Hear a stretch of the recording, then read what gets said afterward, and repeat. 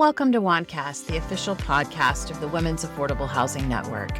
This is our space to connect, get real, and talk about what's really happening in housing, from bold leadership to resident stories that ground us in purpose.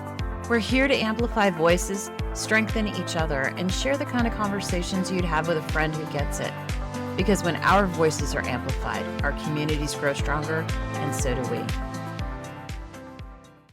In this episode, we're joined by four incredible women from Indiana WAHN: Janine Betsey, Scarlett Andrews, Jennifer Green, and Danielle Smith, who brought the house down at our 2025 summit with their session on building your personal board of directors. It was so good we had to hit replay for WAHNcast. You'll hear how they've surrounded themselves with the right mix of mentors, sponsors, and truth tellers, and how those relationships have shaped both their careers and their lives.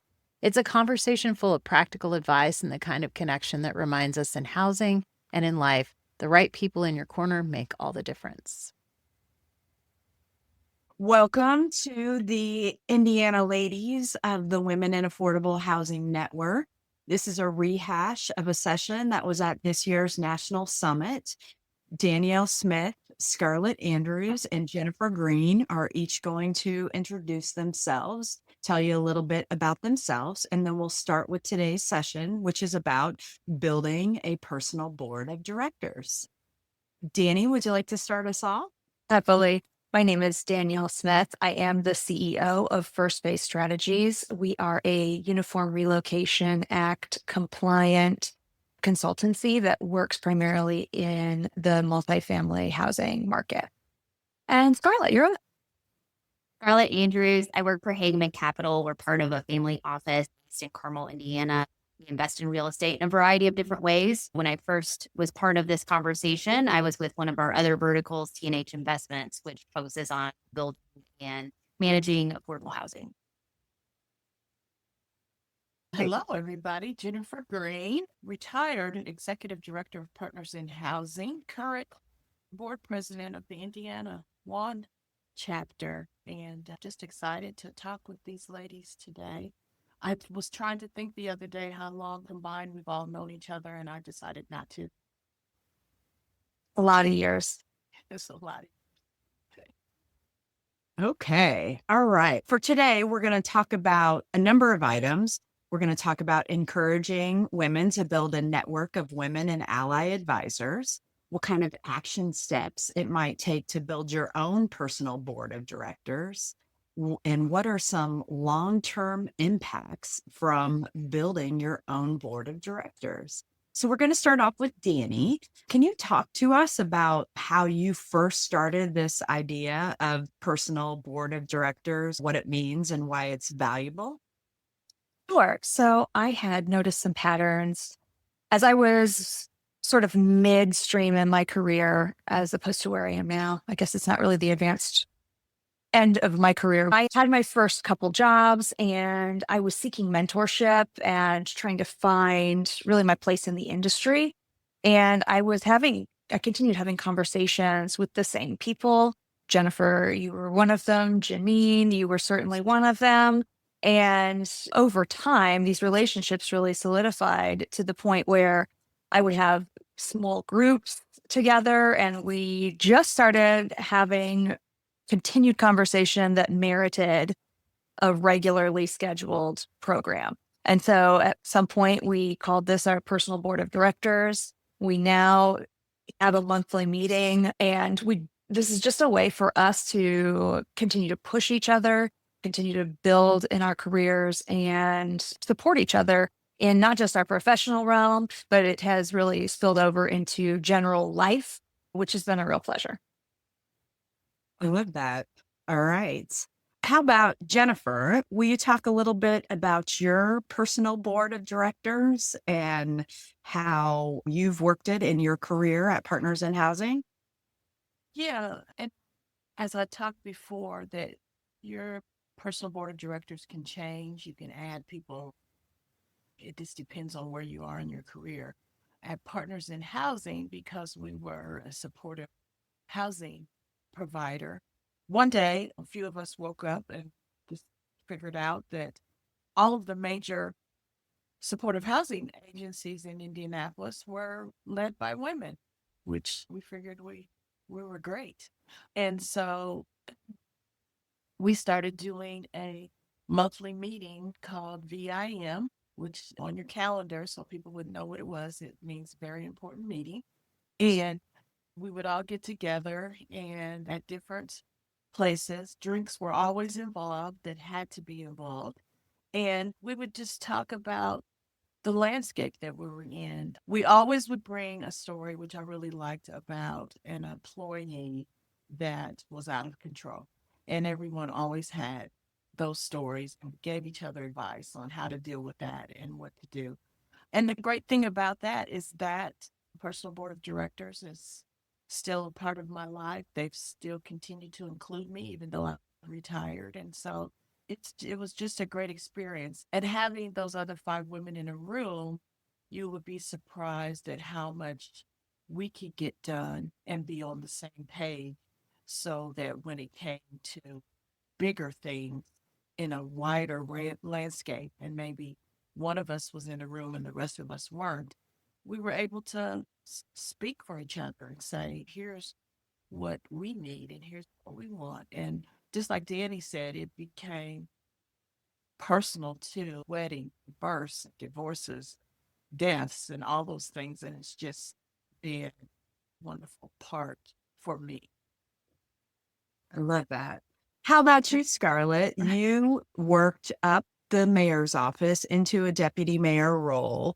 How did the board of directors help you before and after some of your key leadership roles? Yeah, I started in the mayor's office in early 2017. This is first term. He is now in his third term a little while ago, but I started out in a project management role. I had early career experience in community development, not a lot of experience in really a lot of anything, and not really a community of people around me at that time to turn to figure out how to do the work that I was doing. And as I became more and more interested in development, in affordable housing, in real estate, and as I started to be interested in leadership roles and have those opportunities, the women that are represented here in many ways came alongside me and saw that I needed mentorship and support and community outside of my specific role or outside of the chain of command that I was part of at the city. And I think it has been so helpful in my career to be able to see women out in the affordable housing sector who are really thriving in a way, give back and come alongside people who are still learning, which I very much was. As I rose to leadership roles at the city of Indianapolis, I needed some additional support outside, and that became more structural. That's when Danny and Janine in particular started meeting with me on a regular basis. It became personal and professional, and they supported me through some personal growth and personal changes that I was experiencing at the same time as taking on more and more leadership responsibilities, both in management and making big decisions in a COVID context for how we were utilizing federal funds and local incentives to support affordable housing. Great. Awesome. Okay. How do you figure out your people on your board of directors? How do you recruit them? So I'm going to jump in. I think a lot of this happens pretty naturally. It's easy to see who you want to be in your career if you're somewhere in the midpoint. It's nice to start there. It's always helpful to seek advice from those that have already accomplished what you're looking to accomplish. But I think along the way, particularly as women, we forge these relationships that become friendships quite easily. We enjoy communicating. It's so much fun. I hate that. Cut that. We just hang out. No, that is not the way to say that. But we forge these relationships in our professional lives, and our industry does a really good job of creating excuses to get together outside of the office hours. WAHN is one of those avenues that you can make connections easily. So in addition to just starting with maybe a mentor figure, also identifying your cheerleaders at those events, the people that are going to push you a little bit harder. I also find seeking advisors to be really important. As I was starting my business, it's really hard to figure out what a pricing structure and business model that makes sense looks like. And so to have people that you can consult, that you can call to help determine some of those things was really impactful for me. And so I think those are the lenses that I was examining my board of directors through. Yeah, I think also for me, I was fortunate enough to be invited to some rooms when I worked in the public sector where I really wasn't the main contributor. I wasn't the one that was critical to be as part of the conversation, but I learned so much. So we started the city of Indianapolis and several nonprofit leaders in the city that were involved in housing, started a group called Think Housing. And Jennifer and Janine were part of that as leaders in the community. And I was invited to the table, and I remember taking just like copious notes of all the things that they were talking about and really had no idea what they were talking about at the same time. I didn't even know how tax credit worked, but I was just making these little graphs and designs of thinking money goes this way and then it comes back that way. But it was so helpful for me to just be in a room of people who were a little bit ahead of me in my career. And now I'm at a point where I probably need to start looking the other direction and see who I could invite to the room. But I was really fortunate to be invited to those spaces. And then just starting to gravitate towards those people, as Danny said, gravitate towards those people who were doing things that I felt were really interesting or way beyond my comprehension or growing in an area that I wanted to grow in. Nice. I think that's right. I think you meet people in different spaces and time, depending on where you are in your career, and you observe people. My whole thing was not necessarily where that person was in their career, but just how they treated other people. When you watch people to see how do they interact with other people, how do they treat other people, and you start to think, those are the people that I want to be around because I want to be that same kind of person. And also, you also, like Scarlett said, you start to meet people in these different communities and groups and adversaries, councils, and all of this board of other boards. And you really are just like, wow, these people know way more than I do. And I need to get involved with them. And so I think that was part of mine was just forging those relationships and watching people in different situations and just seeing what kind of human they were. And those are the kind of people I want to be around. I love that. I love good humans.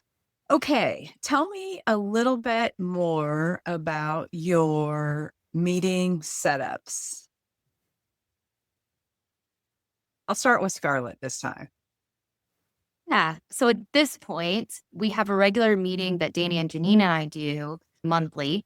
And so we get together, and as they've said, it turns personal as well as professional. We do have a notebook. Janine is the keeper of the notebook where we put down goals, professional, personal. I think we have a house goal because all of us have house things that we need to work on. And the conversation really naturally flows. We come back to the notebook sometimes and away from it, but really it's about prioritizing. I think that meeting on a monthly basis, we will reschedule if we need to, but for the most part, we really try to maintain that. And I think all of us prioritize that in a way that is really special. And that I think is key for me, is remembering how important that time is for us. And as I said, I think I'm at the point where I'd like to be a part of other groups too and see what I could foster among other women that are in the general community and economic development here in Indianapolis. I'm part of another group with the Women in Public Finance of Indiana, and I'm exploring what we could do in smaller group structures of those women as well. Nice. Yeah. How about you, Jennifer? Tell me about your meeting setup. Like I said, we were meeting really on a monthly basis, and we would give everybody an assignment when it was your month to decide where we wanted to meet. Usually it starts about 4:30, and again, it's somewhere that involves alcohol. And usually we always would try to go somewhere new where none of us had been before or where we thought. And we did this just like a regular board. There were 6 of us.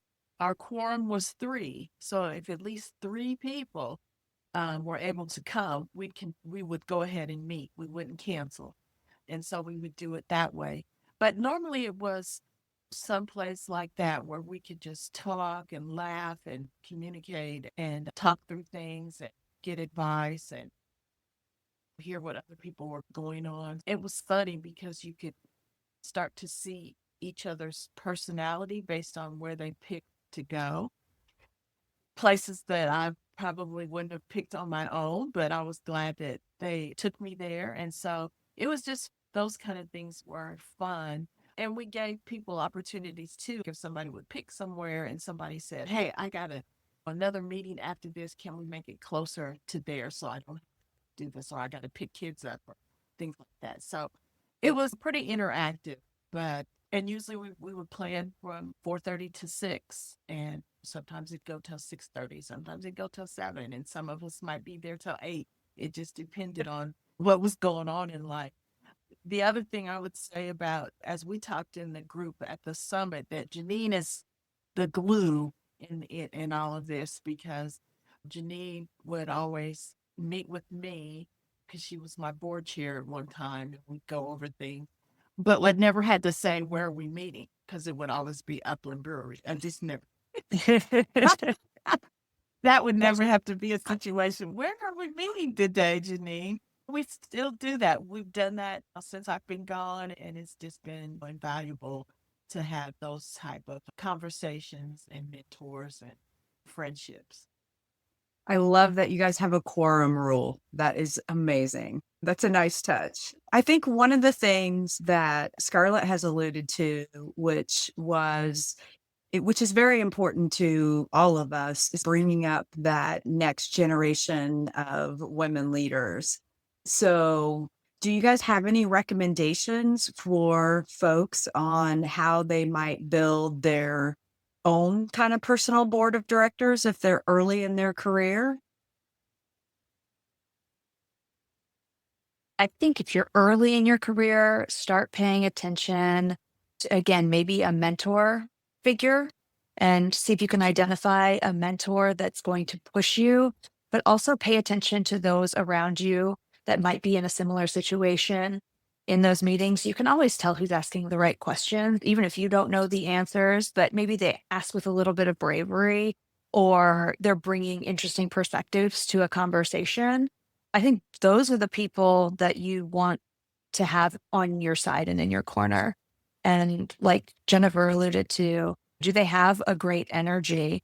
You're going to need that, particularly when you're early in your career. You're going to need somebody that's going to support you and say, yeah, today was a terrible day.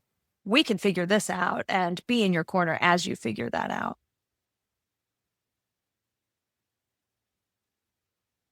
I also think for those that are later in their careers, I put myself in that bucket now.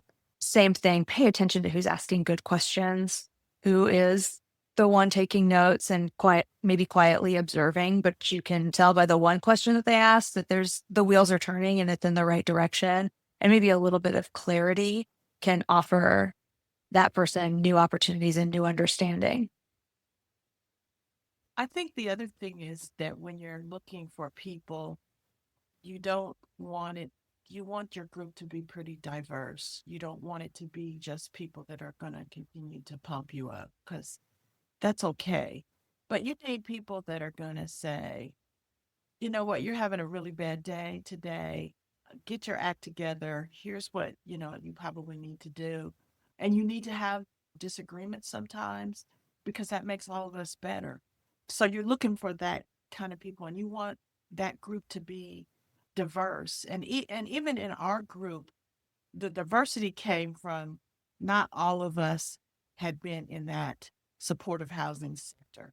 We all were coming from different, we had people that were coming from corporate positions, other people from some social services, but just a wide variety of where everybody was coming from. And that's what you want, because you want those different opinions, you want those different views of things that are going on. And don't be afraid to ask somebody. People are going to be honored that you ask them to be part of your personal board of directors. Look at that and just think, who can make me more well-rounded in what I do. Yeah, I think just to piggyback off of Jennifer, I think not being afraid to be an advocate for the kind of spaces that you want to be in and to seek out people. And if you're early in your career, I think you have a lot of room, whether you feel that or not, to ask people to go get coffee, to express to them that you find what they're doing really interesting and you want to learn more about it. You have the freedom to do that. And the worst that people could say is no, or I don't have time. And you can take that as not personal and move on to the next person. But I think you're going to find that enough people are really willing to be a part of that. As I said, that's something that I want right now, is to be part of a group of other women who are, I guess I'm not part of the young part anymore, but I'd be a part of women who are coming up in these spaces and be talking about how the next step of affordable housing, the next step of housing in general, the next step of economic development in our city and state goes. And so, yeah, I would have those conversations. I think the other thing that I really appreciated about this group is also that when you make these connections, they can also lead to other career points in your job because people start to know what you're interested in. If they're not interested, they might connect somebody who's better. But also, the other thing that I really seen is that what happens is these same folks are advocating for you in spaces where you're not.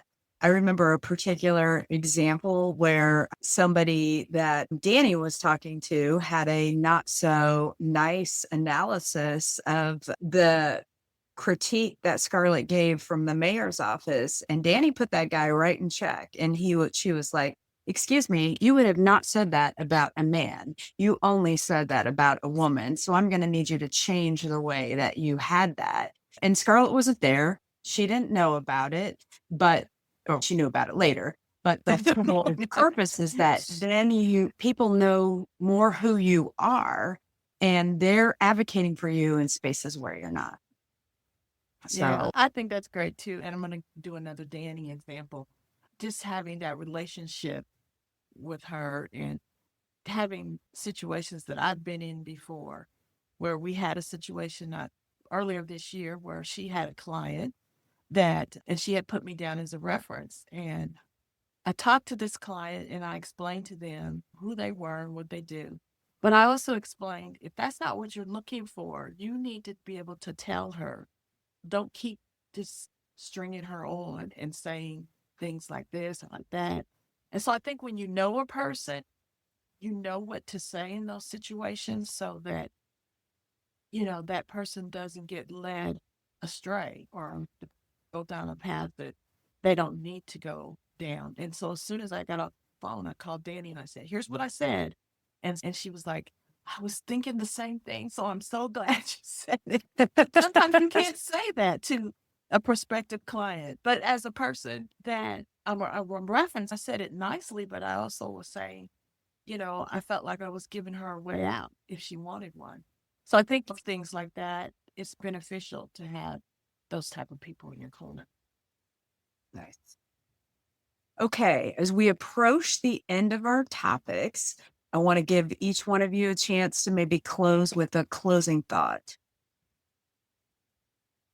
And I'll start with Jennifer on this one because I don't think she's gone first yet. Oh, wow. Thank you. Again, I just want to say I didn't know that I had a personal board of directors until we put that name to it. So it's a good thing.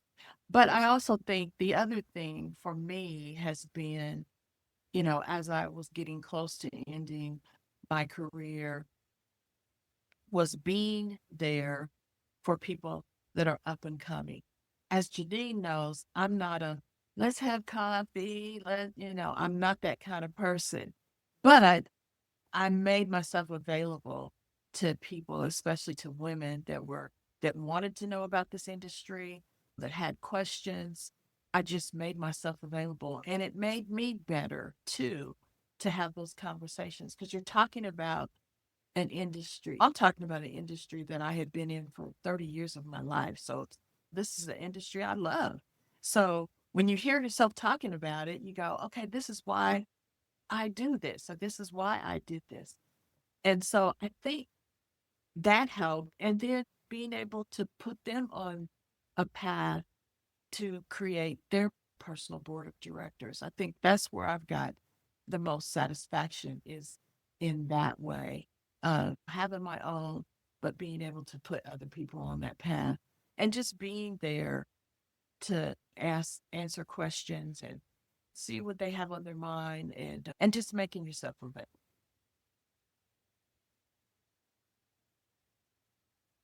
All right. Danny, Scarlett, which one of you wants to go next? I can jump in. I think what it can sound like we're talking about here is mentorship, and that's a piece of it. But I guess to distinguish personal board of directors, I think there's a lot of value in having a group and a structure to it that creates accountability and creates community. And I think that is something distinct that is worth creating for yourself or trying to be a part of, because I think so much of this standing up for each other, holding people accountable, sharing ideas and getting feedback is created in a group structure, at least for a few people, and over time and over commitment to that. Yes, seek out one-on-one mentorships, and I think those are valuable for other reasons, but I think this personal board of directors concept is really powerful for that accountability and community. And I'm recalling when I first used the term personal board of directors, I read it in a business book, but something else I read in a business book, and I said this at the conference as well, was that I had read, you are the average of the 5 people you spend the most time with. And I was really looking to beef up those people I was investing my time with, which sounds very self-serving. And to be clear, it certainly is. These have been transformative relationships in my life. All 3 of you have seen me through crazy life chapters and career chapters and starting a business and starting a family. And we've seen each other through a lot of life. I feel that my life has been made so much more rich by these relationships and the way that you both support and challenge me. So I'm just really grateful and would be happy to share my contact information. I hope it's in the show notes. So anybody that has questions about forging their own personal board of directors, I'd be happy to help facilitate and make connections. I love that. I would say the other thing that I really got out of the board of directors, especially during critical career transitions, is that it creates a safe space where you can talk about things that you may not be able to talk to other people about yet. So it's very nice just to have people that are going to give you feedback that you may or may not want to hear, because that's what really makes it work, is having a group of people that are willing to say things to you that may not make you feel good, but they're going to make you better. And every person here has been that to me as well. So I'm very thankful for the networks and the people and the women that stick together in Indiana. And as I watch the field grow, I think we've heard from all of us that we're all willing to help other women grow in this field. And for myself, it's also women and people of color, people that don't usually have access to the same rooms and frames and opportunities. It's many of our goals to help open those doors for everybody else. So yes, please reach out to us and let us know how we can help you. And we really appreciate your time today. Thank you. Thank you. Thanks for being here with us on WAHNcast, the official podcast of the Women's Affordable Housing Network. Every guest, every story, every listen helps us keep this space real, rooted, and resonant, and we're so glad you're a part of it. Big thanks to our guests for sharing their time and knowledge with us, to our sponsors for making this platform possible, and to you for tuning in, sharing, and helping us keep this conversation going. Be sure to follow, rate, and share WAHNcast wherever you listen, and bring a friend next time we save them a seat.